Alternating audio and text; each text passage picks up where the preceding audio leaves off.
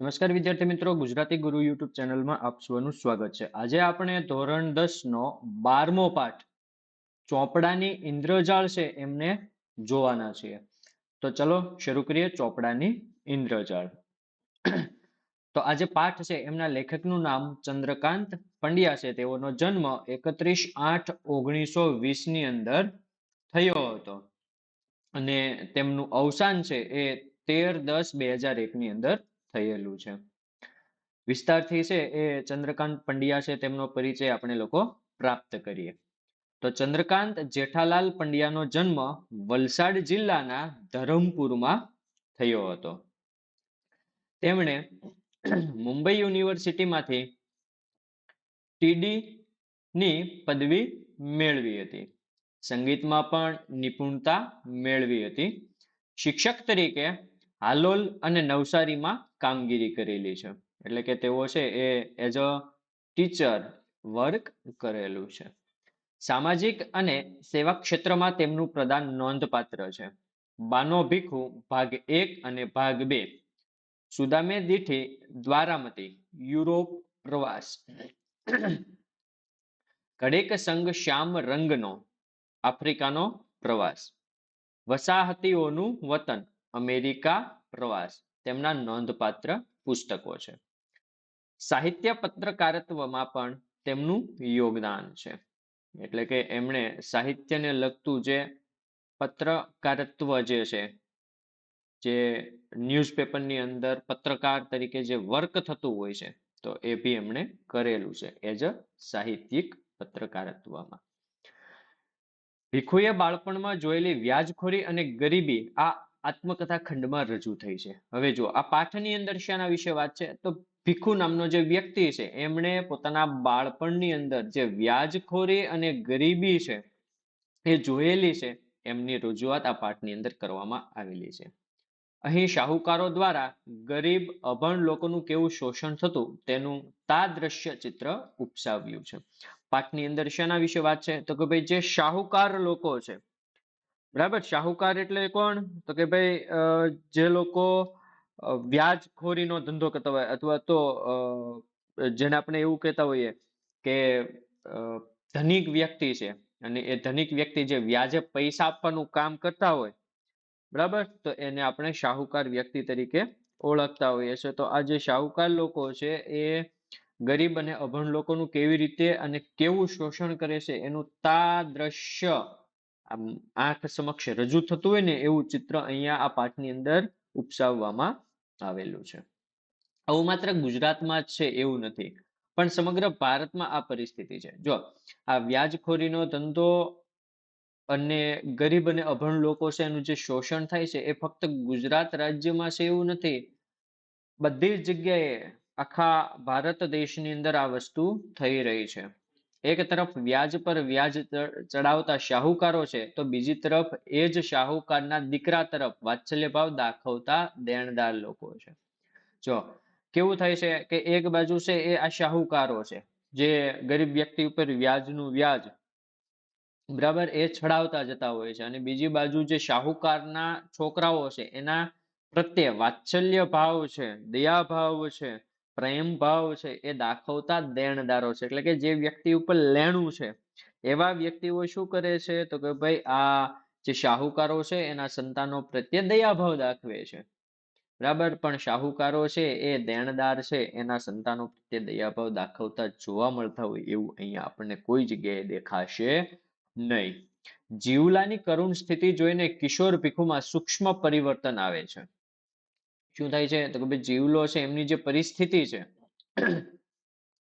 એ પરિસ્થિતિ જોઈ અને આ ભીખુ છે એમની અંદર પરિવર્તન આવે છે, અને જેના કારણે એ દેવાના ચોપડા ફાડી નાખીને કરજમાંથી મુક્ત કરે છે. બહુ સરસ એવી વાત છે કે ભાઈ જીવલાની છે કરુણ સ્થિતિ છે એ જોઈ અને આ જે ભીખુ છે એમણે શું કર્યું, તો કે જે દેવાનું ચોપડું હોય છે જેની અંદર છે એ કોને કેટલા રૂપિયા આપ્યા છે, કોની પાસે કેટલું વ્યાજ લેવાનું છે, આ જે લેતી દેતીનો જે ચોપડો છે એ ચોપડાને ફાડી નાખી અને એ જીવલો છે તેમને તેઓ પોતાનું જે કરજ છે, લેણું છે, દેવું છે એમની અંદરથી એને મુક્ત કરે છે. એવી વાત પાઠની અંદર આપણને જોવા મળશે.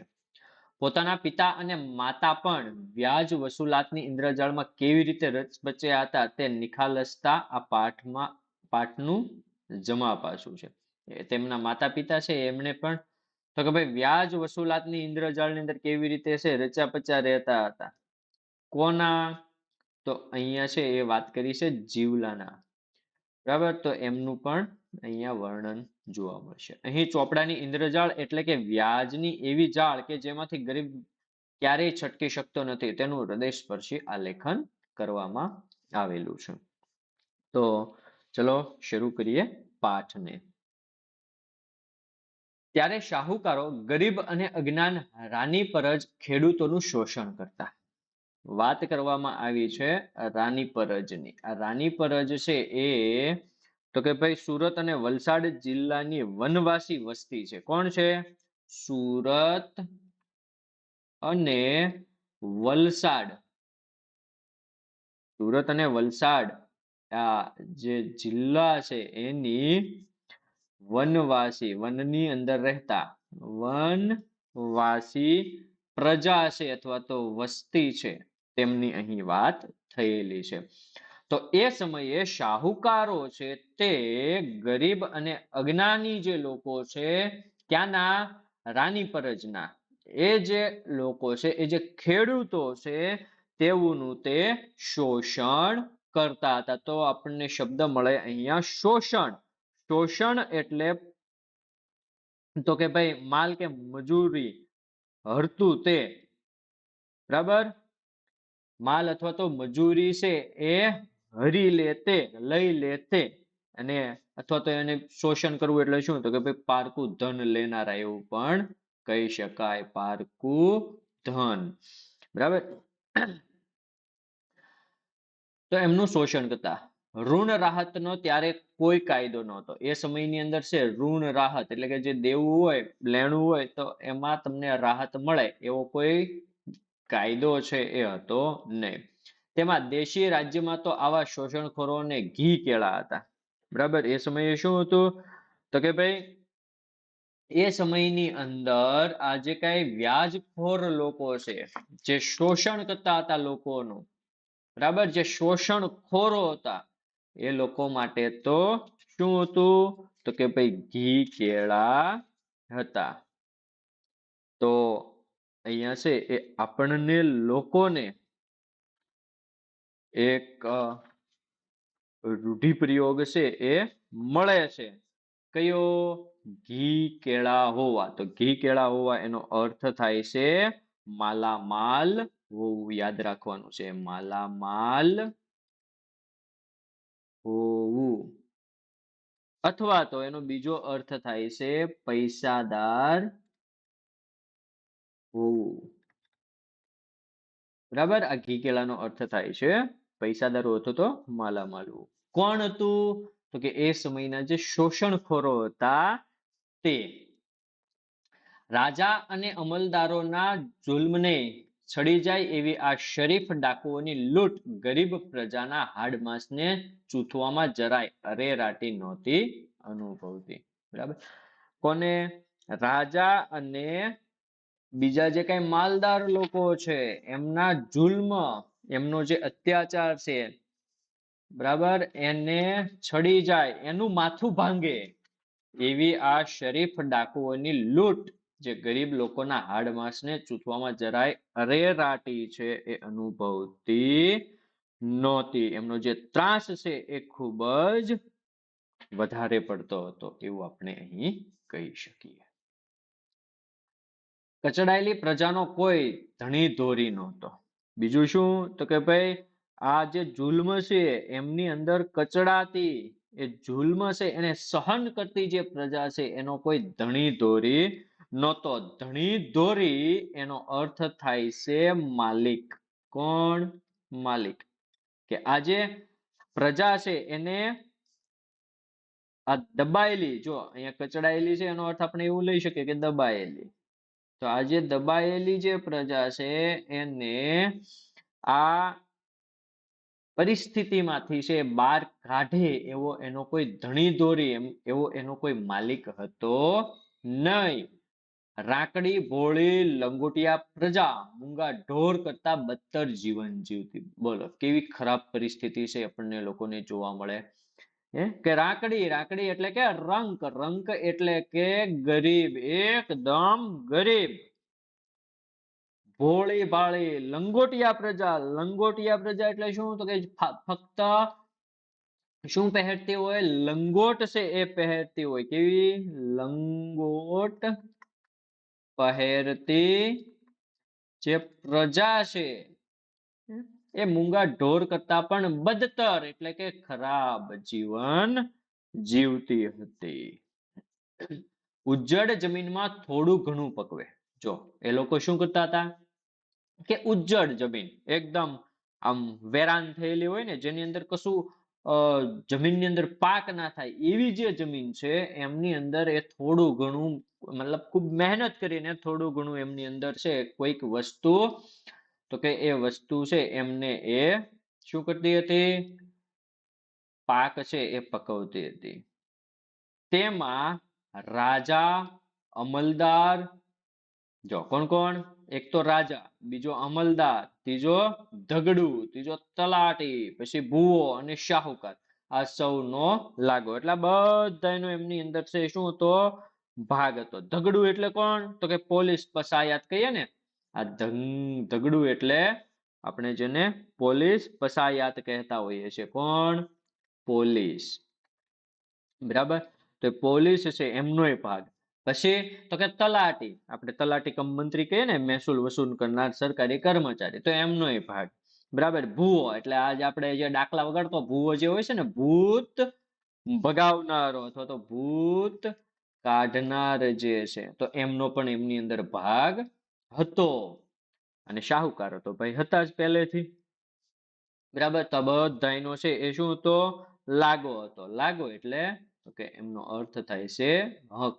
આ બધાયનો હક છે એમની અંદર લાગતો.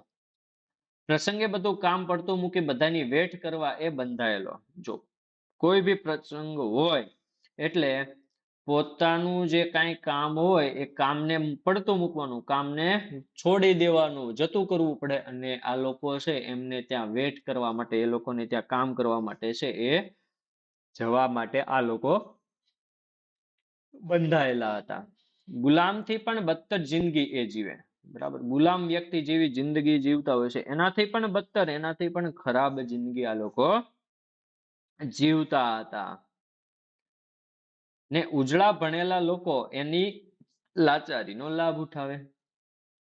17 પંચા 95 નું ગણિત કરનાર શાહુકારના ચોપડાની ઇન્દ્રજાળ એવી કે એની 7 પેઢી પણ ઋણમાંથી કદી મુક્ત ન થઈ શકે. જુઓ કેવી વાત છે કે 17 પંચા કેટલા થાય? 85. બરાબર. પણ એની જગ્યાએ કેટલું થાય છે? અહીંયા અવળું ગણિત છે 95. 17 પંચા 95 નું આ ગણિત છે એ ગણનારા જે શાહુકારો છે એની ચોપડાની ઇન્દ્રજાળ છે એમાંથી આમની જે 7 પેઢી છે એ ઋણમાંથી ક્યારેય મુક્ત થઈ શકે તેમ હતી નહીં. મારા પિતાજીને શાહુકારી કરી પૈસા કમાવાનો કિમિયો કોઈ ભાઈબંધે બતાવેલો. બરાબર. લેખક છે કહે છે કે મારા પિતાજી છે એને શાહુકારી છે એ કરીને પૈસા કમાવાનો કિમિયો છે. અહીંયા કિમિયો એટલે કે ગુપ્ત કળા અથવા તો રસ્તો. ગુપ્ત કળા છે એ કોઈ મિત્ર છે એમણે તેમને બતાવેલી. એટલે લોભે લોભે ખેતી સાથે ધીરધારનો ધંધો પણ કરતા. હવે શું કરતા કે ખેતી તો કરતા જ હતા, પણ આ જે લોભ છે, આ જે લાલચ છે, એ લાલચના કારણે ખેતીની સાથે સાથે ધીરધારનો ધંધો પણ તેઓ કરતા. ધીરધાર, ધીરધાર એટલે વ્યાજે નાણાં આપવાનો ધંધો. કયો ધંધો? વ્યાજે નાણાં આપવાનો ધંધો, જેને ધીરધારનો ધંધો કહેવાય. તો એ પણ કરતા. પિતાજીને હાઉકાર કહીને જ સૌ બોલાવે. શાહુકાર એનો આ તળપદો શબ્દ છે. હાઉકારનો શિષ્ટ રૂપ શું થાય? શાહુકાર.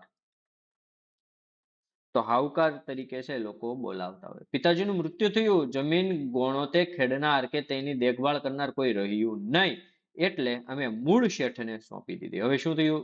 પિતાજી છે એ તો ગયા ધામમાં. જમીન છે એ જમીનને ગણો તે, બરાબર, કે ભાઈ થોડા રૂપિયા આપી અને આપણે વ્યાજ પેટે જે જમીન લઈએ ને વાવવા માટે એને ગણોત્યું કહેવાય. તો એ ખેડનાર અને એની સાર સંભાળ રાખનાર જે વ્યક્તિ હતા એ પણ હવે રહ્યા નહોતા, એટલે એ જે શેઠની જમીન હતી એ શેઠની જમીન આ લોકોએ પાછી પરત કરી દીધી. ગુજરાતના સાધન તરીકે દુજાણું ગુજરાતના સાધન તરીકે દુજાણું ને પિતાજીની ઉઘરાણી બે જ રહ્યા. હવે શું હતું આવકની અંદર? તો કે ભાઈ ગુજરાતની અંદર દુજાણું છે હતું, દૂધ દેતું ઢોર, દુજાણું, દૂધ દેતું ઢોર, એને દુજાણું છે કહેવાય. તો આ બે હવે રહ્યા હતા. અને બીજું શું હતું? પિતાજીની ઉઘરાણી, બરાબર, બાકી રહેલી જે ઉઘરાણી હોય જ્યાંથી પૈસા લેવા જવાના હોય એ. તો આ એમની આવકના હવે બે સાધન હતા. વિધવા બાને માથે બે નાના દીકરા, એક નાની દીકરી ઉપરાંત 3 પરણેલી બહેનોના વ્યવહાર સાચવવાની બધી જ જવાબદારી હતી. હવે પિતાજી જતા રહ્યા એટલે બા કેવા થઈ ગયા? વિધવા થઈ ગયા, બરાબર. હવે બાની માથે શું જવાબદારી હતી? તો કે ભાઈ બે નાના દીકરા હતા, એક નાની દીકરી હતી, અને આ ઉપરાંત 3 પરણેલી બહેનો, આ બધાનો વ્યવહાર સાચવવાની જવાબદારી હતી. એક નાનું ખેતર બાપુજીને નામે હતું, તે બહુ ઉપજાવ નહીં, એટલે નાની બહેનના લગ્ન વખતે આર્થિક સંકળાશને કારણે વેચી દેવું પડ્યું. હવે શું થયું? પપ્પાના નામે છે, પિતાજીના નામે છે, બાપુજીના નામે છે, શું હતું? તો કે નાનું એવું એક ખેતર હતું. અને એ ખેતર કેવું હતું? તો કે ભાઈ ઉપજાવ નહોતું, બરાબર. એમની અંદરથી મબલખ પાક થાય એવું હતું નહીં, એમાંથી ઉપજ આવે એવું એ ખેતર હતું નહીં. પરિણામે નાની બહેનના જ્યારે લગ્ન હતા અને બીજી બાજુ આર્થિક સંકળાશ હતી, બરાબર, આર્થિક મુશ્કેલીઓ હતી, આર્થિક કટોકટી હતી, તો એવા સમયે એ જમીન છે ને વેચી દીધી હતી. બા બિચારી રાત દિવસ ઢોર વેતરું કરે, કદી જંપીને ન બેસે. જો બા શું કરતા હતા? રાત દિવસે ઢોર વેતરું કરે રાખે, એટલે આ જે ઢોર છે એની સંભાળ રાખે, નીરવાનું ને પાવાનું ને દોવાનું ને પોદળા ઢસડવાનું આવું બધું કામ આખો દિવસ કરે રાખે, પણ એને ક્યારેય જંપીને એ પોતે બેસે નહીં, શાંતિથી બેસે નહીં. કોઈને ત્યાં જરૂર પડ્યા રાંધી આપે ત્યારે માંડ 2 ટક રોટલા મળે. જો બિચારા બા છે એને કેવી મુશ્કેલી સહન કરવી પડતી હતી. કોઈને ત્યાં છે કોઈને ત્યાં છે જમવાનું બનાવવા જાય અને આવી રીતે એમાંથી જે કઈ રૂપિયા મળે એમાંથી 2 ટકના રોટલા આ લોકોને પ્રાપ્ત થતા. બાપુજી શાહુકારીનો ધંધો કરતા, પણ ઘરમાં ભાગ્યે જ કશી બચત મૂકી ગયેલા. બાપુજી જ્યારે શાહુકારીનો ધંધો કરતા, પણ બાપુજી કઈ પાછળ વધવા દીધું નહોતું. ખબર નહીં ક્યાં ઉડાવ્યું છે, તમને ખબર હોય તો કહેજો. એટલે બચત છે હતી નહીં. એવું કહેવાય છે ને કે બચત છે બીજો ભાઈ છે. એ જમાનો પણ સોંઘારતનો, અને એ જમાનો કેવો હતો? સોંઘારતનો એ જમાનો હતો. સોંઘારત એટલે જેને આપણે સસ્તાઈ કહીએ, બરાબર, બધી વસ્તુ સસ્તી આવે, એકદમ સોંઘું જેને કહીએ તે, એવો એ જમાનો હતો. 10 રૂપિયે હારો ભાત, એ જ પ્રમાણે બધી ચીજ વસ્તુ. જો 10 રૂપિયાની અંદર છે એ હારો ભાત. હારો એટલે તો કે ભાઈ હારો એટલે સારો એવું નહીં, પણ 6 મણ. કેટલા? હારો ભાત એટલે 6 મણ. અત્યારે છે એ 120 kg એમનું માપ થાય. તો 10 રૂપિયા લઈને જાઓ એટલે 120 કિલો ભાત મળે. એ જ પ્રમાણે બધી ચીજ વસ્તુ, આવી રીતે બીજી બધી વસ્તુઓ પણ ખૂબ સસ્તી હતી એવું કહી શકાય. એમાં બચત શી રીતે થાય? આમાં છે બચત કેવી રીતે કરવાની? એટલે કુટુંબનો બોજો એકલે હાથે ઉચકતા તો બાને 9 નેજા પડ્યા. શું થયું? કે ભાઈ કુટુંબ છે એનો જે બોજો છે, કુટુંબ છે એનો ભાર, કુટુંબ છે એમની જવાબદારી છે, એ જવાબદારીને ઉપાડતા, એ જવાબદારી છે એને ઉચકતા બા છે એમને 9 નેજા પડ્યા. 9 નેજા પડ્યા એટલે ખૂબ તકલીફ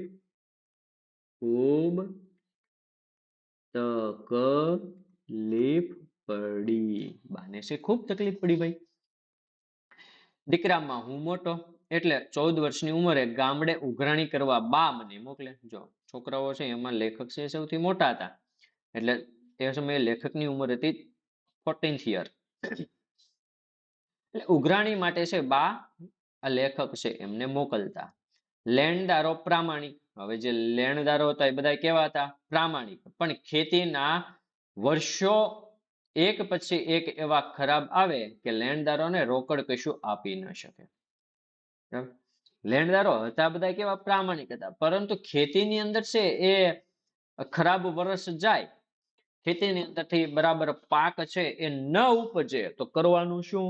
કશું ના થાય. એટલે લેણદારોને રોકડ કશું આપી ન શકે. એટલે બિચારા ખેડૂતો છે ને એ જે વ્યક્તિ પાસેથી પૈસા લીધા હોય ને એમને એ રોકડ રકમ છે એ આપી શકતા નહોતા. ક્યારેક મોડું ઘણું આપે તો શું થાય? તો કે ભાઈ ખૂબ લાંબો સમય માંગી લે, બરાબર, મોઢું આપતા. એ તો અમારા કુટુંબને આપદા ન પડે એટલા ખાતર શું કરતા હતા કે ભાઈ જે લોકો લેણદાર હતા, બરાબર, જેને લેખકના પિતાજી છે એમની પાસેથી પૈસા લીધા હતા, એ લોકો તો કે ભાઈ પ્રામાણિક હતા, પૈસા છે આપી દેતા. મોડું થતું શા માટે? તો કે ભાઈ એ લેખકના કુટુંબને છે એ આપદા ન આવે, લેખકના કુટુંબને મુશ્કેલી ન પડે ને એટલા માટે મોડું તો મોડું પણ એમનું જે વ્યાજ થતું હોય એ એમને આપી દેતા. પોતે પેટે પાટા બાંધી આછું પાતળું ખાઈને પણ જે મળે તે વ્યાજ પેટે ભરી દેતા. બોલો કેવી દયાજનક પરિસ્થિતિ છે. કે પોતે પેટે પાટા બાંધીને, પેટે પાટા બાંધવા એટલે કે ખૂબ મુશ્કેલી સહન કરીને પણ આછું પાતળું એટલે કે જે કાંઈ થોડું ઘણું છે એ મળે એને, એ થોડું ઘણું છે એ મળે એ ખાઈને પણ આ લોકો છે એ વ્યાજ છે એ ભરી દેતા હતા. ધરમપુરથી 5 માઇલ દૂર મરઘમાળ ગામે રાની પરજ કોમના જીવલા નામના ખેડૂત પાસે અમારું લેણું નીકળે. બોલો કોણ હતું? તો કે ભાઈ આ રાની પરજ કોમ છે એમની અંદર એક જીવલો નામનો જે ખેડૂત છે એ રહેતો હતો અને એમની પાસેથી લેખકનું લેણું નીકળતું હતું. એટલે કે આ જીવલો છે ને એ લેખકના પિતાજી છે ને એમની પાસેથી પૈસા છે લઈ ગયેલો. કાંઠા વર્ષોમાં જીવલાની સ્થિતિ બહુ કપરી થઈ ગયેલી. બરાબર, જો કેવા વર્ષો હતા? તો કે કાંઠા વર્ષો હતા, એટલે કે ફસલની દ્રષ્ટિએ ખૂબ ખરાબ વર્ષ. કેવા? કાંઠા એટલે તો કે ભાઈ ફસલ, ફસલ એટલે આપણે જેને પાક કહેતા હોઈએ છે, તો ફસલની દ્રષ્ટિએ ખરાબ વર્ષ. તો એ વર્ષોની અંદર જીવલાની સ્થિતિ છે ખૂબ જ કપરી છે, ખૂબ જ મુશ્કેલ છે. કપરી એટલે કેવી? મુશ્કેલ. એમની પરિસ્થિતિ છે ખૂબ જ મુશ્કેલ બની ગયેલી ભાઈ, ખૂબ જ કઠિન બની ગયેલી. પૈસા તો જે મળે તે આપે, પણ બાપુના મૃત્યુ પછી વર્ષો વર્ષ લાકડા, ડાંગર, કઠોળ, ગોળ, કેરી, શાકભાજી, ઢોર માટે ઘાસ ને એવું કઈ ને કઈ વ્યાજ પેટે ભરે. બિચારો શું કરતો હતો? જો પૈસા છે ને એમની પાસે હોય તો આપી દેતો હતો, પ્રામાણિક હતો. પરંતુ બાપુજીનું જે મૃત્યુ થયું એ પછીના વર્ષોમાં એ જે જીવલો છે એની આ પરિસ્થિતિ ખૂબ નબળી બની. એટલે શું કરતો હતો? તો કે ભાઈ લાકડા છે એ આપી જાય, ડાંગર છે, બરાબર, એ આપી જાય, કઠોળ છે એ આપી જાય, ગોળ આપે, ઘણીવાર કેરી આપે, શાકભાજી આપે, અને ઢોર માટે એટલે કે લેખકની એને ત્યાં જે ઢોર હતા ને પશુ, બરાબર, તો એના માટે ઘાસ, આવું બધું વ્યાજ તરીકે કંઈક ને કંઈક એ આપી જતો. વર્ષ ગમે તેવું નબળું પડ્યું હોય તો હાહુકારના પોયરાને આપદા ની પડવી જોઈએ એ ભાવનાથી કંઈક તો આપવું જ જોઈએ એવું માનતો જીવલો દાનતનો શુદ્ધ હતો. વિચાર કરો કે પોતાના માટે કશી વસ્તુ છે નહીં, પણ ગમે તેવું નબળું વર્ષ હોય, શાહુકારના છોકરાઓને કોઈ પણ પ્રકારની આપદા, કોઈ પણ પ્રકારની મુશ્કેલી ન પડવી જોઈએ એવી ભાવના રાખનારો આ જીવલો શુદ્ધ દાનત નો હતો ભાઈ. કેવી એની દાનત હતી? દાનત એની શુદ્ધ હતી. એની મનની વૃત્તિ જે છે ને એ શુદ્ધ હતી. દાનતનો શુદ્ધ કેવો? દાનતનો શુદ્ધ એટલે કે મનની વૃત્તિઓ, મનની વૃત્તિઓ કેવી હતી? ચોખ્ખી હતી ભાઈ આમની. આવો જીવલો. જીવલો અવારનવાર ઘેર આવ્યો ભાઈ. જીવલો છે તો અવારનવાર વારે વારે ગમે ત્યારે લેખકના ઘેરે આવે. મારા ઉપર પુષ્કળ પ્રેમ. લેખક પ્રત્યે એમને ખૂબ જ પ્રેમ હતો. શેરડી, બોર, જાંબુ, કેરી એ બધું કંઈક ને કંઈક મારા માટે લાવે. લેખક માટે છે આમાંથી કોઈ ને કોઈ વસ્તુ છે એ લઈને જતો હતો. તેની સાથે કોઈ વાર તેનો પુત્ર ગોવિંદ પણ હેર જોવાની લાલચે આવે. કે ભાઈ એ જીવલો છે એ તો આવે, પણ ઘણી વખત એ જીવલાનો પુત્ર કોણ? ગોવિંદ છે એ પણ તો કે ભાઈ આ હેર છે એ જોવાની લાલચે, શહેર છે એ જોવાની લાલચે આવતો. લંગોટીને મેલું જીર્ણ ડગલું એ એનો પોશાક. બરાબર. જો શું પહેરતા હતા? તો કે ભાઈ લંગોટી ને એટલે કે લંગોટી પહેરતો હોય છે. અને એની સાથે સાથે છે એ બીજું તો કે ભાઈ જીર્ણ બનેલું, એકદમ આમ આછું થઈ ગયું હોય ને જીર્ણ. કોઈ બી વસ્ત્ર હોય લાંબા સમય સુધી આપણે જ્યારે એને પહેરીએ તો એ વસ્ત્ર છે એ કેવું બને? જીર્ણ છે બની જતું હોય છે. તો એ જીર્ણ બનેલું એ જે વસ્ત્ર છે એ કેવું હતું? તો કે ભાઈ એ ખૂબ જ મેલું મલિન છે એવું વસ્ત્ર એ પહેરતો હતો. અને આ એનો પોશાક હતો. અહીંયા છે એક શબ્દ છે ડગલું. ડગલું એટલે નાનું અંગરખું. શું થશે? નાનું અંગરખું. તો આ એમનો પોશાક. જીવલો જુવાનીમાં પણ ખખડી ગયેલો, હાડ પિંજર જેવો. બરાબર. જીવલો છે એ પોતાની યુવાનીની અંદર એકદમ આમ ખખડી ગયો હતો. એટલે કે કૃશ થઈ ગયેલો, નબળો બની ગયેલો. કેવો? નબળો પડી ગયેલા. બરાબર.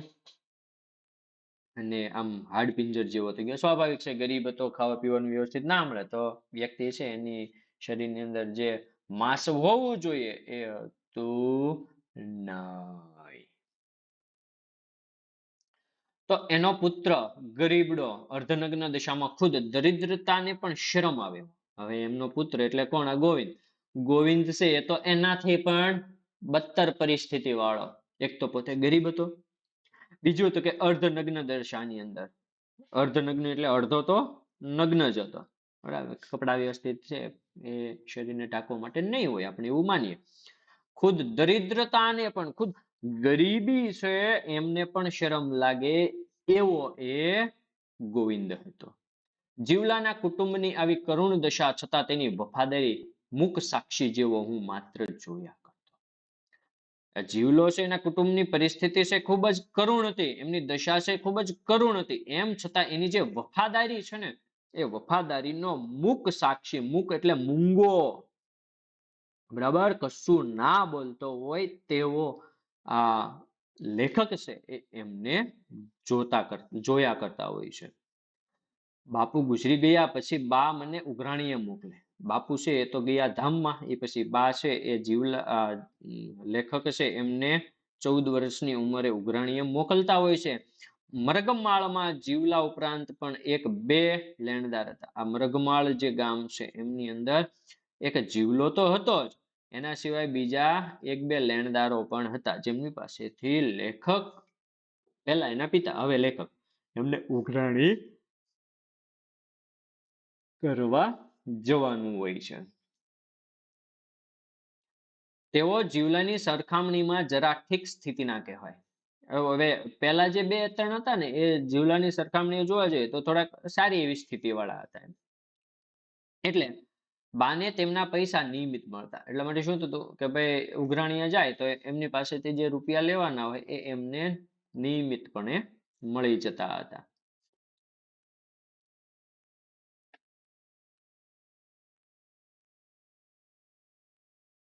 પણ જીવલો તદ્દન ભાંગી ગયેલો. પરંતુ બીજી બાજુ અહીંયા શું જોવા મળ્યું? તો કે જીવલો છે એ તદ્દન સાવ ભાંગી ગયેલો હતો. મતલબ એની જે પરિસ્થિતિ હતી એ ખૂબ જ ખરાબ હતી. હાવ ભાંગી ગયેલી પરિસ્થિતિ. કશું હતું ને એમની જોડે. સારા વસ્ત્રો નહોતા. શરીરને ઢાંકી શકે એટલા એમની પાસે પૂરતા વસ્ત્રો પણ હતા નહીં. એવી જ રીતે એમનો જે પુત્ર ગોવિંદ છે એમની જોડે બાપા પાસે છે સારા વસ્ત્રનો, છોકરા પાસે સારા વસ્ત્રો પહેરવાના, ખાવા પીવાનું ક્યાંથી આવવાનું છે? આવી પરિસ્થિતિ ભાઈ. પત્ની મરી ગયેલી, જીવલાની વાઈફ છે એ એક્સપાયર થઈ ગયેલી, ધામમાં ગયેલી. તેનું 12મું કરવા માટે વળી બીજો શાહુકાર કરેલો. જો એમનું 12મું કરવા માટે, એટલે પત્ની મરી એટલે એનું 12મું કર્યું. એટલે કે 12મા દિવસે છે એ શું કર્યું? તો કે પત્નીનો દાડો કર્યો. અને એ દાડો કરવા માટે તો કે જીવલાએ બીજો એક શાહુકાર કરેલો. એટલે કે બીજા કોઈ શાહુકાર પાસેથી છે એ નાણાં છે એ લઈ આવેલો. એટલે જીવલા ઉપર કડક ઉઘરાણી થાય. હવે થતું શું?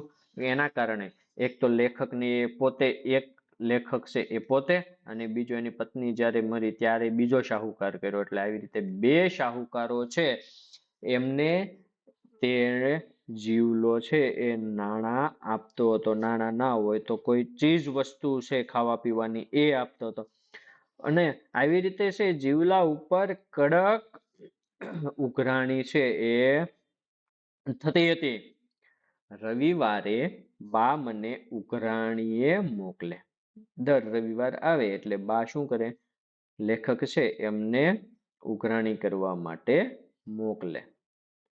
બરાબર. પૈસા અથવા તો જે ધિરાણ કરેલું છે, જે વ્યાજે આપેલું છે, તો એની ઉઘરાણી માટે છે એ મોકલે, લેવા માટે બા છે એ મોકલે. ભાતામાં કોઈ વાર સુખડી તો કોઈ વાર શક્કરપારા બનાવી આપે. ભાતાની અંદર હવે એક ગામથી બીજે ગામ દૂર જતા હોય તો સીધી વસ્તુ છે કે રસ્તામાં છે ભૂખ તો લાગવાની જ છે. તો એ ભૂખ લાગે તો એ ભૂખને સંતોષવા માટે બા છે એ શું કરતી હતી? તો કે લેખક માટે ક્યારેક છે સુખડી બનાવી દે, તો ક્યારેક છે શક્કરપારા બનાવી આપે.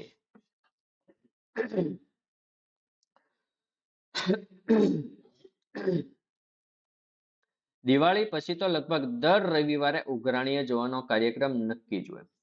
સિમ્પલ છે. દિવાળીએ છે બધા એના પાક છે આવતા હોય. દિવાળીએ કોઈને બીજાને પૈસા આપ્યા હોય તો એ સમયે એ પૈસા આવતા હોય. એટલે દિવાળી પછી છે લગભગ દર રવિવારે લેખક છે એને ઉઘરાણી કરવા માટે જવાનો કાર્યક્રમ ફિક્સ જ હોય. ફરજિયાત જવાનું એટલે જવાનું. નદીમાં નાહવાનું મળે, ઋતુના ફળો ખાવા મળે, ચણાનો ઓળો, શેરડી, બોર, કેરી જે મળે તે પેટ ભરી ખાવાનું અને ઘર માટે પણ લાવવાનું. બેનિફિટ તો જુઓ. એક તો નદીની અંદર છે એ નાહવાનું મળે, એટલે એ જલસા નાહવાના તે. ઋતુના એટલે અલગ અલગ ઋતુઓની અંદર જે ફળ થાય તો એ ફળો પણ ખાવા મળે. ક્યારેક છે એ ચણાનો ઓળો મળે, બાફેલા ચણા આપણે જેને કહીએ. ક્યારેક છે એ શેરડી મળે, ઘણી વખત બોર મળે, ઘણી વખત કેરી મળે.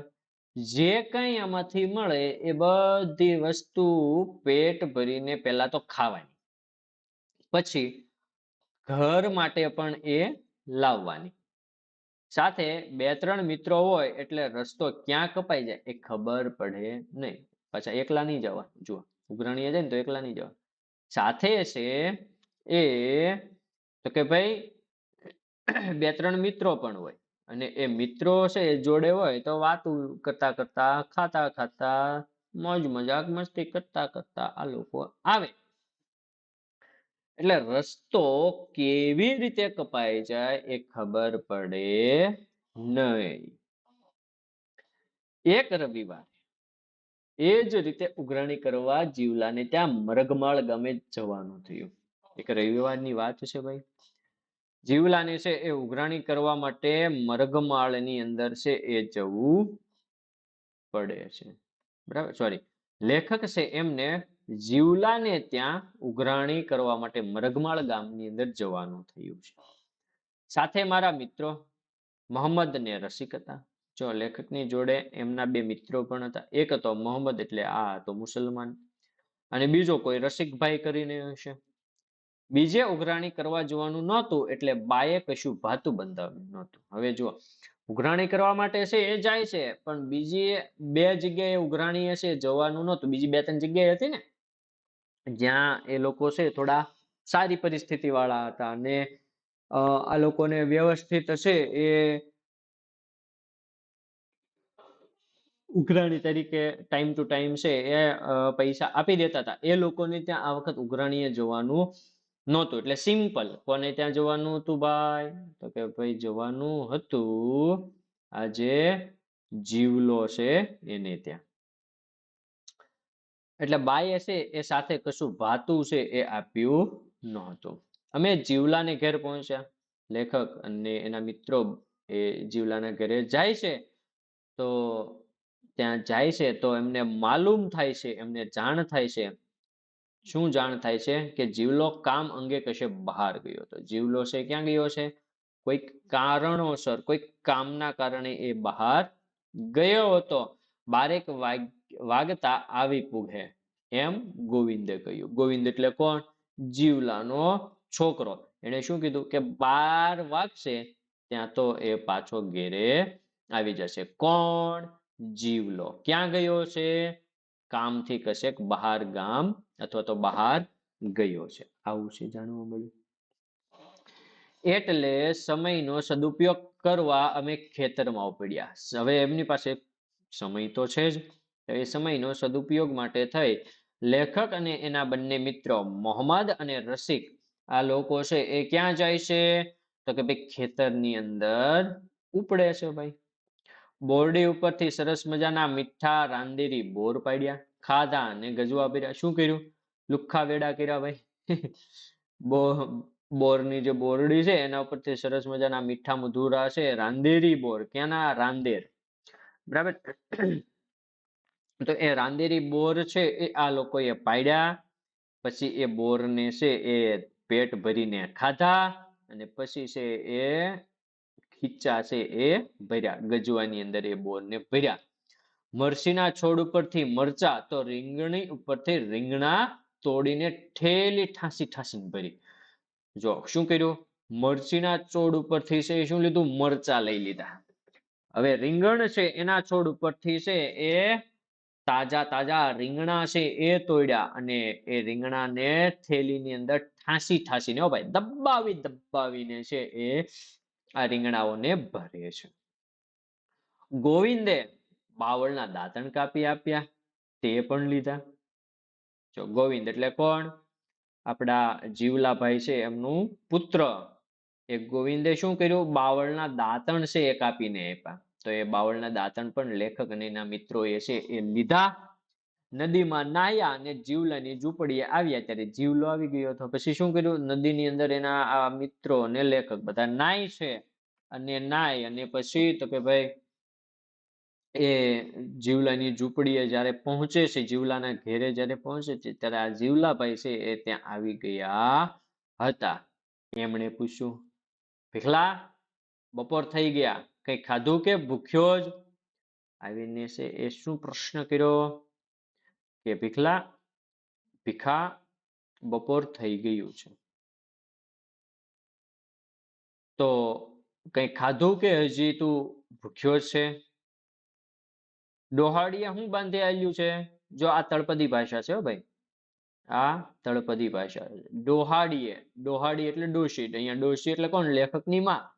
એમણે લેખકની માતા છે વૃદ્ધ થઈ ગયેલા છે, બરાબર ને? એટલે એ પૂછે છે પેલો કોણ? જીવલો પૂછે છે. કોને પૂછે છે? ભીખલાને. ભીખલો એટલે કોણ? આપણા લેખક. બરાબર. કે તારી માં છે એમણે સાથે શું બાંધી આપ્યું છે તને ખાવા માટે? મેં કહ્યું કે અમે તરત પાછા જવાના હતા એટલે ભાતું નથી લાવ્યા. શું કીધું? કે અમે તો છે ઉઘરાણી કરીને તરત જ છે પાછા ઘરે જવાના હતા, એટલા માટે સાથે કશું ભાતું લાવ્યા નથી, કશું ખાવા પીવાનું છે સાથે લઈને આવ્યા નથી. જીવલો કહે, પોયરા, ભૂખ્યો તો નીચ જવા દેવ. શું કહે છે? કે પોયરા એટલે કે છોકરા, ભૂખ્યો એટલે કે ભૂખ્યો તો હું તને નીજ જવા દેવ, એટલે કે હું તને ભૂખ્યો જવા દઈશ નહીં. દાળ ચોખા આપું તે ખીચડી બનાવી નાખ. કહે છે કે હું તને દાળ અને ચોખા છે આપું છું, તું એનું હું બનાવે? ખીચડી બનાવે. ખીચડી કે દાળ ભાત મને બહુ ભાવે નહીં. લેખક છે એને શું પ્રોબ્લેમ હતો? કારણ કે ભાઈ થોડા ઘણા પૈસા વાળા હોય એટલે ના જ નખરા તો હોવાના જ. એટલે ભાઈ છે એમને, ભાઈ એટલે કોણ? આપણા ભીખલાભાઈ, બરાબર ને? તો એ આપણા લેખક છે એમને દાળ ભાત છે એ ભાવે, પણ બહુ ભાવે ને, આમ થોડા થોડા પરાણે ખાવા પડે એવું. ને એ ડકાકૂટ કરે કોણ? બરાબર, અને એ ડકાકૂટ એટલે કે આ જે માથાકૂટ છે એ માથાકૂટ કરે કોણ? એ ખીચડી બનાવવામાં લેખકને છે એ ઘા વાગતા હતા, આપણે એવું કહી શકીએ, બળ પડતું હતું એટલે ના પડે. એટલે લેખકે શું કીધું કે ના, ખીચડી ખાવી નથી, કશું જમવું નથી. પણ જીવલો એમ શાનો માને? પણ આ જીવલો છે એ પણ કઈ માને એવો હતો નહીં. ભીખલાને બહુ તાણ કર્યો જીવલાએ. હવે ભીખલાને હીરો બહુ ભાવે, બરાબર? ભીખલો છે એને હીરો, હીરો એટલે શું? શીરો. હીરો એટલે શીરો. ભીખલાને છે એ શીરો છે એ ખૂબ જ ભાવતો હતો. એમ કહી ગોવિંદને મોકલી ક્યાંકથી ગાયનું પાશેર ઘી મંગાવ્યું. અને એને શું કર્યું કે ભાઈ ગોવિંદ છે, ગોવિંદ એટલે કોણ? તો કે ભાઈ આપણો જે આ જીવલો છે એ જીવલાનો પુત્ર ગોવિંદ છે એને કંઈક મોકલે છે ગામની અંદર. શા માટે? ગાયનું પાશેર ઘી છે એ લેવા માટે મોકલે છે કે જા ગામમાં જા અને ગાયનું ઘી લઈ આવ, આપણે છે એ ભીખલા માટે શીરો બનાવીએ. મોટી દીકરી પાસે ચોખા દળાવ્યા. એમની મોટી દીકરી છે એમની પાસેથી શું કરાવ્યું? ચોખા છે એ દળાવ્યા. શીરો શેનો બનાવવાનો? ચોખાનો લાગે છે. થોડો ગોળ કાઢીને આપ્યો, હા ભાઈ, અને સાથે સાથે થોડોક એવો ગોળ પણ કાઢ્યો. 3 પથ્થર મૂકી ચૂલો બનાવ્યો. શું કર્યું? જીવલાએ 3 અલગ અલગ પથ્થર મૂકી અને જાતે ચૂલો બનાવ્યો. પછી કાંસાના તાંસળામાં લાકડાના તવેથાથી આવડે એવો શીરો મેં બનાવ્યો. પછી શું કર્યું કે કાંસાની જે તાંસળી હોય છે, આપણે તાંસળી કહીએ ને, એમની અંદર લાકડાના તવેથા વડે, હો ભાઈ, શીરો છે એ બનાવે છે. જીવલો કેળના પાન કાપી લાવ્યો. જીવલાએ શું કર્યું? તો કે ભાઈ કેળનું પાન છે એ કાપી અને તે લઈ આવે છે. ગોવિંદે થોડા કાંદા સમારી આપ્યા. ગોવિંદભાઈ શું કર્યું? તો કે એને છે એ થોડા કાંદા છે એ કાપી દીધા અને અમે 3 જણા શીરો ખાવા બેઠા ભાઈ. અને આવી રીતે આ ત્રણેય છે એ શીરો ખાવા માટે બેસે છે. એટલે કે 3 કોણ? એક તો ભીખલો એટલે આપણો લેખક, બીજો મોહમ્મદ અને ત્રીજો રસિક્યો. આ ત્રણેય છે એ શીરો ખાવા માટે બેસે છે. પ્રેમનો શીરો, એનો આનંદ વળી ઓર જ હોય છે. આ શીરો જે બન્યો છે એ કેવો છે? પ્રેમપૂર્વક બનાવેલો, ખવડાવવા માટે ભાવપૂર્વક બનાવેલો આ જે શીરો છે એ શીરો છે એ ખાવાનો આનંદ છે એ આનંદ ખૂબ જ અનેરો હોય છે. કંઈક ઓર જ, કંઈક અલગ પ્રકારનો જ એ આનંદ છે તે હતો. અમે ધરાઈને ખાધું. લેખક અને એના મિત્રો એ છે એ આમ પેટ ભરીને, ભાઈ, દબાવીને ધરાઈને છે એ શીરો જમ્યા. અમે જવા નીકળ્યા તે પહેલા જીવલાને પૂછ્યું, જીવલા થોડાક પૈસા આપશે કે?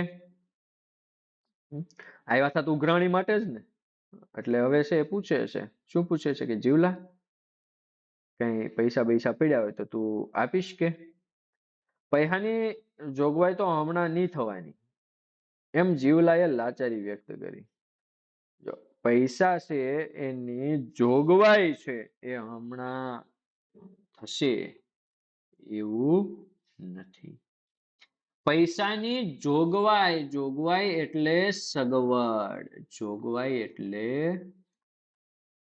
સગવડ. પૈસાની સગવડ છે હમણાં તો નથી થવાની એવું જીવલાએ લાચારી વ્યક્ત કરતા કીધું. એટલામાં ગોવિંદ વાડામાંથી વાલોળ ને લીંગડા લઈ આવ્યો. અને એ સમય દરમિયાન ગોવિંદ છે એટલે કે આપણો જીવલાભાઈ છે એમનું પુત્ર એ વાડાની અંદરથી વાલોળ અને રીંગણા છે લઈને આવે છે. પણ અમારી થેલી તો ભરેલી હતી, એને મૂકવા ક્યાં? પ્રશ્ન શું હતો કે લેખકની થેલી એમની જે હતી, લેખક પાસે જે થેલી હતી ઓલરેડી ભરાઈ ગયેલી હતી. તો આ વાલોર અને રીંગણા છે એને મૂકવા ક્યાં? જો થેલીની અંદર શું ભરેલું હતું? તો કે મરચીના છોડ ઉપરથી શું બઠાવી દીધું હતું? મરચા. અને રીંગણના છોડ ઉપરથી રીંગણા ઓલરેડી લઈને થેલી ભરી દીધી હતી દબાવીને ભાઈ. અને ફરી પાછું છે ગોવિંદભાઈ વાડામાં જાય છે, ત્યાંથી વાલોર ને રીંગણા બે વસ્તુ લઈને આવે છે. તો થેલીમાં તો ઓલરેડી ભરેલું હતું, તો નવું ભરવું કેવી રીતે? મેં જીવલાને એકાદ થેલી હોય તો આપવા કહ્યું. લેખકે શું કીધું અને કોને કીધું? લેખકે જીવલાને કીધું કે જો તમારી પાસે એકાદ થેલી પડી હોય તો તમે એ થેલી આપો, તો આજે વાલોર ને રીંગણા આવ્યા છે એ હું લઈ જાઉં. ત્યારે જીવલો છે એ કહે છે, શું કહે છે? બોડી નેતા વળી કાહકી જ કેવી. શું કહે છે? તળપદી ભાષા છે એ હવે અહીંયા ફરી પાછી આવી કે બોડીને ત્યાં વળી કાહકી કેવી, એટલે કે અમારે ત્યાં છે એ આવી વ્યવસ્થા ક્યાંથી હોય? અમારી પાસે કઈ થેલી બેલી હોય નહીં. તો આવું છે એ જીવલો કહે છે. હવે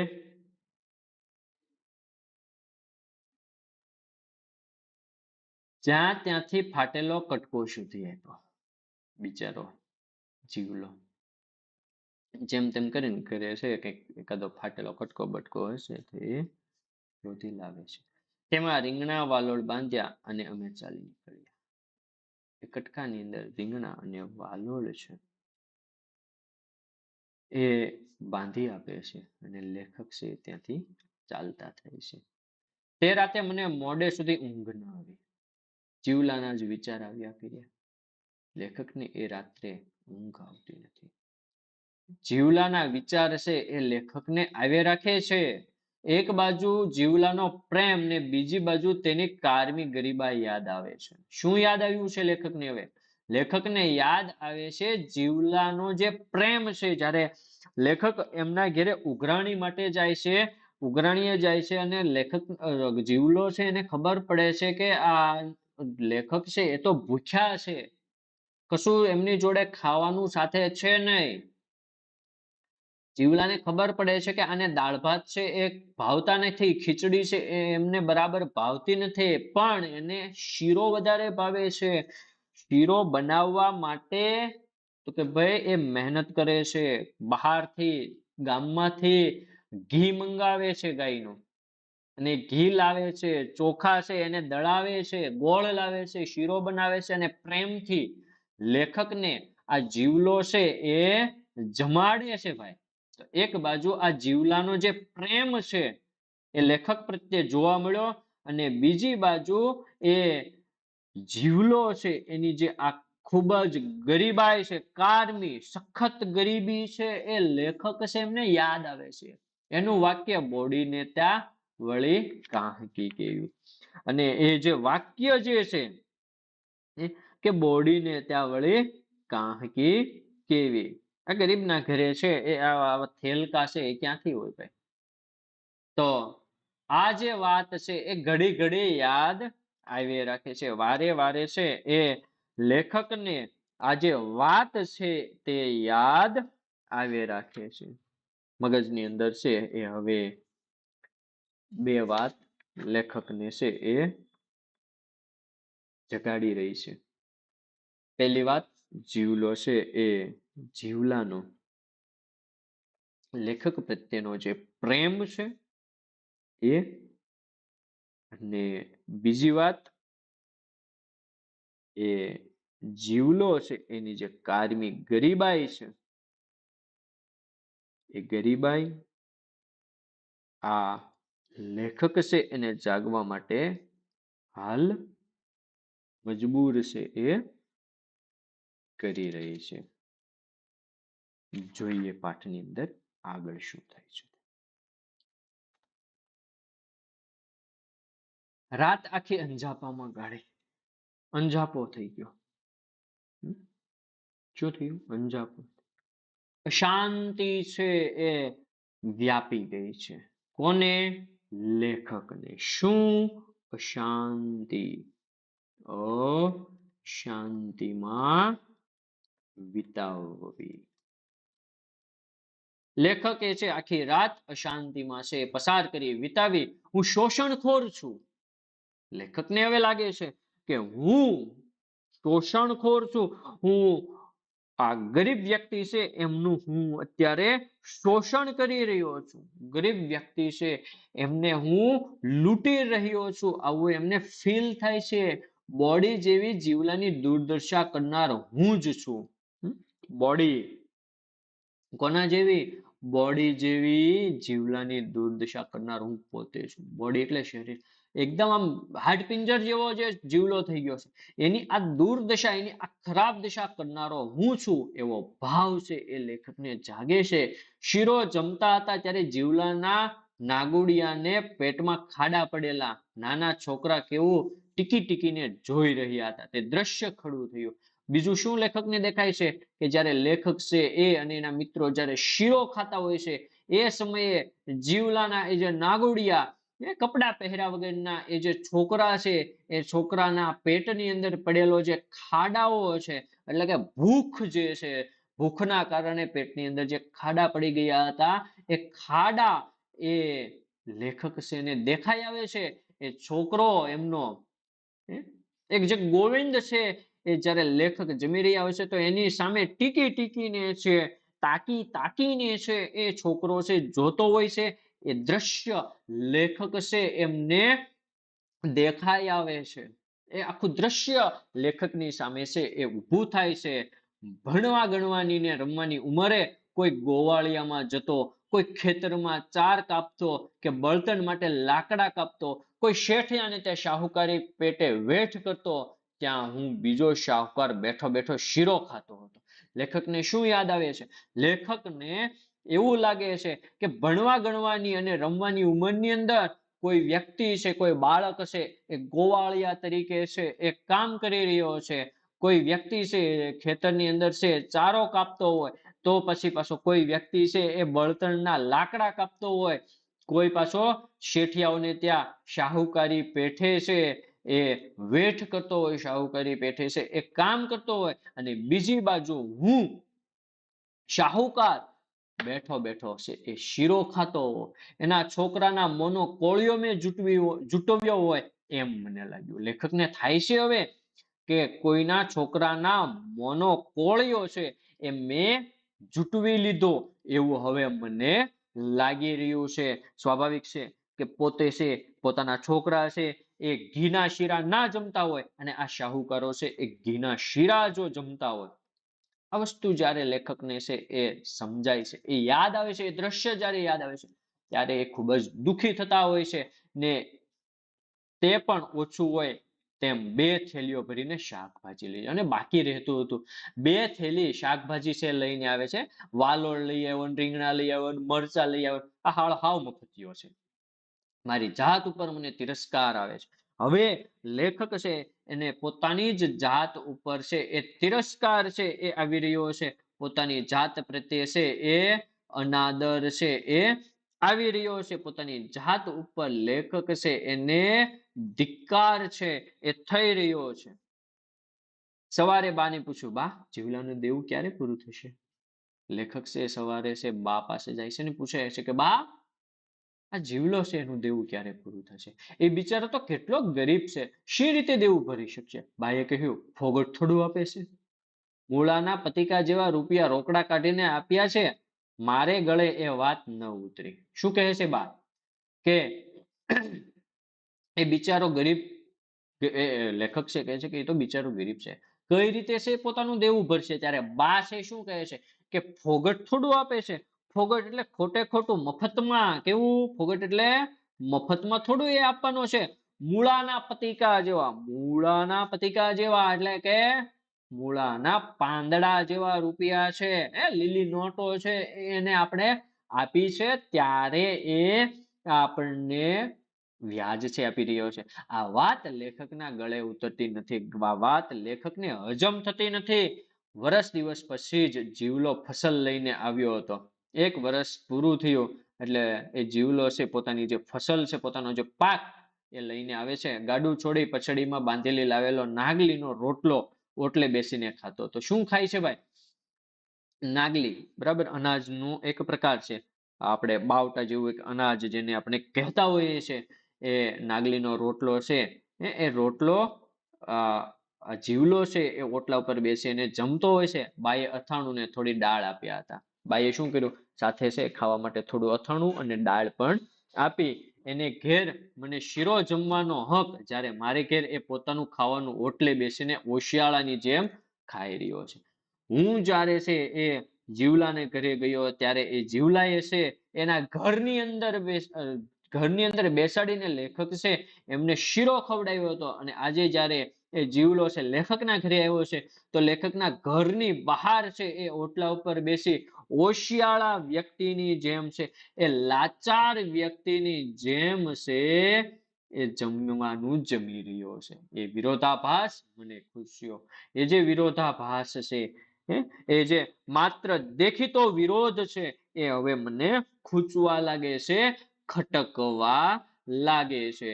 હું ત્યારે 10મા ધોરણમાં ભણું. બા પૈસા માટે તકાદો કરતી હતી. બા છે એ પૈસા માટે છે એ શું કરી રહી હોય છે?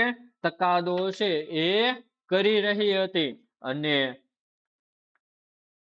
બા છે એ સમયે પૈસા માટે છે એ તકાદો કરી રહેતી હતી.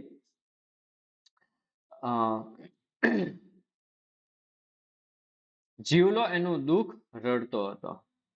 બા છે પૈસા માંગતી હોય છે, તાકીદ કહેતી હોય છે કે ભાઈ જે પૈસા છે તું લાય. અને બીજી બાજુ જીવલો પોતાનું દુઃખ છે એ રડતો હતો કે ભાઈ મારી પાસે નથી, કેમ આપું? બા ગઈ એટલે મેં જીવલાને પૂછ્યું, બાપુજીએ તને કેટલા રૂપિયા ધીર્યા હતા? બા છે જાય છે એટલે તરત જ જીવલાને છે એ લેખક પૂછે છે કે બાપુજીએ તને કેટલા રૂપિયા આપેલા? જીવલાએ અતિશયોક્તિ વિના બધી વાત કરી. ખેતર વેચાતું લેવા તેને બાપુ પાસેથી ₹300 વ્યાજે લીધેલા. કેટલા લીધા હતા? બોલો, ₹300 ખાલી વ્યાજે લીધા હતા. એ ₹300માંથી હજી મૂળગા તો ભરાણા જ નથી, પણ વ્યાજ જ ભરે છે. 2-3 વર્ષમાં પૈસા વસૂલ કરશે એવી એને શ્રદ્ધા હતી.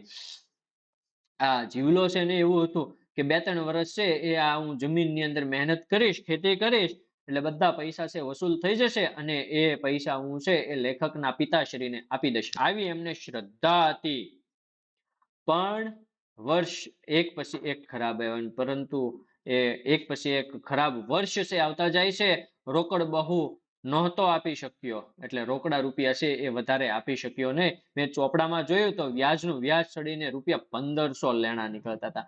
લેખકે છે પોતાના પિતાજીનો જે ચોપડો હોય છે એ ચોપડો ઓપન કર્યો, જોયું તો ₹300 જે વ્યાજે આપેલા હતા એ 300 ના આજે ₹1500 થઈ ગયા હતા. એટલે કે ચક્રવૃદ્ધિ વ્યાજ છે એ અહીંયા જોવા મળી રહ્યું છે. બાપુના મૃત્યુ પછી હિસાબનું કામકાજ દાસ કાકા કરી આપતા. હિસાબનું કિતાબ કોણ કરતું? દાસ કાકા કરતા. 3 વર્ષ પછી નવું ખાતું પાડવાનું. 3 વર્ષ પૂરા થાય એટલે નવું ખાતું પાછું ચાલુ કરવાનું હતું. આજે તેના પર અંગૂઠો પાડવા જીવલો આવ્યો હતો અને આજે છે જીવલો ત્યાં એક નવું જે ખાતું છે એમની અંદર અંગૂઠાની છાપ મારવા માટે છે એ આવ્યો હતો. વર્ષો વર્ષ ફસલ ભરી જાય, શાકભાજી, લાકડા, ઘાસ, ગોળ આપી જાય, તે બધું મફતમાં. અને જો આ જીવલો છે એ દર વર્ષે છે ફસલ એટલે કે જે કાંઈ ખેતરની અંદર છે એ પાક થાય, એ પાક છે એ આપી જાય. શાકભાજી આપે, લાકડા આપે, ઘાસ આપે, ગોળ આપે, બધું આપી જાય. આ બધું તો પાછું કેવું હતું? એકદમ મફત હતું. ચોપડે રોકડા સિવાય કશું જમા ન થાય. ચોપડાની અંદર છે એ રૂપિયા સિવાય કોઈ વસ્તુ છે એ જમા થતી નહોતી. આવે ત્યારે બાનું થોડું ઘણું કામ પણ કરી જાય અને આવે એટલે બાનું જે કઈ કામકાજ હોય તો એ પણ એ જીવલો છે એ પતાવી દેતો હતો. છતાં જીવલો શાહુકારનો જન્મ જન્મનો ઋણી હતો ને તેમ છતાં આ જીવલો છે એ શાહુકાર લોકોનો જન્મે જન્મનો ઋણી છે એ બની ગયો હતો. એટલે કે અનેક જન્મનો કરજદાર છે એ બની ગયો હતો. જન્મ જન્મનો ઋણી એટલે તો કે ભાઈ અનેક જન્મનો કરજદાર છે એ બની ગયેલો. પૈસા ખોટા કરવાની જરાય દાનત નહીં. તારા પૈસા દૂધે ધોઈને આલવાના એવું પ્રામાણિકતા. કે તારા પૈસા છે એ તો દૂધે ધોઈને ચોખ્ખે ચોખ્ખા તારા જે રૂપિયા છે એ તને પાછા આપવાના છે. આવો પ્રામાણિક આ જીવલો તો એ જીવલો રાત દિવસ કાળી મજૂરી કરે તોય એના છોકરા ભૂખે મરે. જીવલો રાત દિવસે એ કાળી મજૂરી કરતો હતો તેમ છતાં એના છોકરાઓ છે ભૂખે મરતા હતા. આપણે જોયું તો આગળ કે એ જીવલાનો જે છોકરો છે ગોવિંદ એના પેટની અંદર છે ભૂખના કારણે ખાડા પડી ગયેલા હતા. આટલું આપવા છતાં 300 ના 1500 શી રીતે થાય તે સમજવા જેટલી તેનામાં બુદ્ધિ તો શાની હોય. બિચારો એ જીવલો છે કેવો હતો? અભણ અને ગરીબ હતો. એને એ અણસમજુ હતો. એને એ જ નહોતી ખબર કે 300 રૂપિયા છે એ મેં વ્યાજે લીધા છે તો એ 300 ના 1500 રૂપિયા કઈ રીતે થયા એ સમજવાની એની અંદર છે જરા બુદ્ધિ હતી નહીં. બિચારો અભણ છે ભાઈ. એને ક્યાંથી આ બધું છે એ સમજાવવાનું છે. શાહુકારોનો ચોપડો જૂઠું થોડું વાંચે એવો એને વિશ્વાસ. શાહુકાર વ્યક્તિનો ચોપડો છે ક્યારેક ખોટું કહે નહીં. એ ખોટું થોડું બોલવાનો છે શાહુકારનો ચોપડો એવો તો એ જીવલાને વિશ્વાસ હતો. આવા શોષિત દરિદ્ર નારાયણની કરુણ દશા જોઈ મારું હૃદય દ્રવી ઉઠ્યું. આવા શોષિત શોષાયેલા દરિદ્ર નારાયણ, જો કેવું કેવું નામ આપ્યું, દરિદ્ર નારાયણ. દરિદ્ર એટલે ગરીબ અને નારાયણ એટલે ભગવાન. આ કેવું નામ છે, કેવી સંજ્ઞા છે એ અહીંયા લેખક દ્વારા છે મૂકવામાં આવી કે આની જે કરુણ દશા છે જોઈ અને મારું હૃદય છે એ દ્રવિત થઈ ગયું. મુદ્દલ કરતા તો કેટલું વધારે એ આપી ચૂક્યો હતો. એને 300 રૂપિયા આપ્યા હતા પણ 300 ના બદલામાં એ કેટલું બધું છે આપી જતો હતો. ફસલ આપી જાય, શાકભાજી આપી જાય, લાકડા આપી જાય, ગોળ આપી જાય, બહુ બધું આપી ચૂક્યો હતો. છતાં શાહુકારના રાતા ચોપડામાં દેવું 5 ગણું બોલતો હતો. તેમ છતાં શાહુકારના ચોપડાની અંદર એમનું જે લેણું છે એ 5 ગણું બની ગયું. એટલે 300 ના અત્યારે કેટલા બોલતા હતા? 1500 રૂપિયા બોલતા હતા. અને આજે દાસ કાકા ફરી હિસાબ કરશે ત્યારે તો એ ક્યાં વધીને ઉભું રહેશે. દાસ કાકા 3 વર્ષ બાદ ફરી પાછો નવો ચોપડો બનાવશે. એ વ્યાજ છે, એ દેવું છે, લેણું છે, ક્યાંનું ક્યાં જઈને ઉભું રહેશે. એટલે કે 1500 તો બની ગયા હતા, 1500 રૂપિયા તો થઈ ગયા હતા, પણ હવે કેટલા થશે એ ખબર નથી. જીવલો તો શું એની 7 પેઢી પણ દેવું ચૂકવી ન શકે એવી ચોપડાની ઇન્દ્રજાળ હતી. દેવલો નહીં પણ દેવલાની 7 પેઢી છે એ ન ચૂકવી શકે એવી આ ચોપડાની ઇન્દ્રજાળ હતી. ઇન્દ્રજાળ એટલે છળ કપટ. છળ કપટ છે ભાઈ. મારું હૃદય રડી ઉઠ્યું. હું ગાંધીવાદી જીવન જીવું છું એવા મારા ખ્યાલો માત્ર દંભ લાગ્યા. અને બા હજી તો હા હા કરે ન કરે તે પહેલા જીવલાના દેખતા ગરીબોનું લોહી સૂંચી રક્તવર્ણા બનેલા એ શાહુકારી ચોપડાના બધા પાના મેં ચીરી નાખ્યા. શું લેખકે શું કર્યું? લેખક છે એ તો ગળગળા થઈ ગયા છે. ખરેખર લેખક છે એમને જીવલાનું આ જે દુઃખ છે, એમની દરિદ્રતા છે એના પ્રત્યે છે એ દયા આવી ગઈ છે. અને અંતે લેખકે છે એ આ શાહુકારીના ચોપડાના જે પાના છે એ પાનાને ચીરી નાખ્યા. એટલે કે ફાડી નાખે છે. જીવલાને કહ્યું, જા તું હવે અમારા લેણામાંથી છૂટો. અંતે શું કહે છે કે જીવલા તું જા, હવેથી તું અમારા આ લેણું છે એમાંથી છૂટો થયો. તો અંતે લેખક છે એમને જીવલા પ્રત્યે દયા આવે છે અને જીવલાનું દેણું છે, લેણું છે એ લેખક માફ કરે છે. એ જે ચોપડાના પાના છે એ પણ ફાડી નાખે છે. આ સરસ મજાનો પાઠ બાનો ભીખુ એમની અંદરથી લેવામાં આવેલો છે. તો આવી રીતે આ ચોપડાની ઇન્દ્રજાળ પાઠ છે એ પૂરો થયો.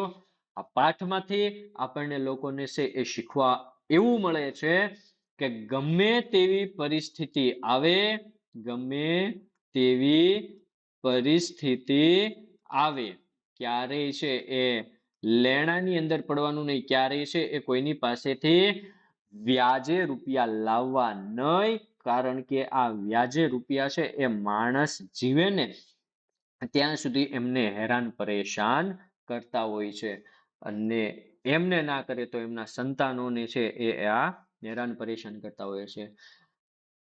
જેટલી ચાદર હોય એટલા જ પગ છે એ પસારવા, આપણી ચાદર જેટલી લાંબી એટલા પગ છે એ લાંબા કરી અને રહેવું જોઈએ.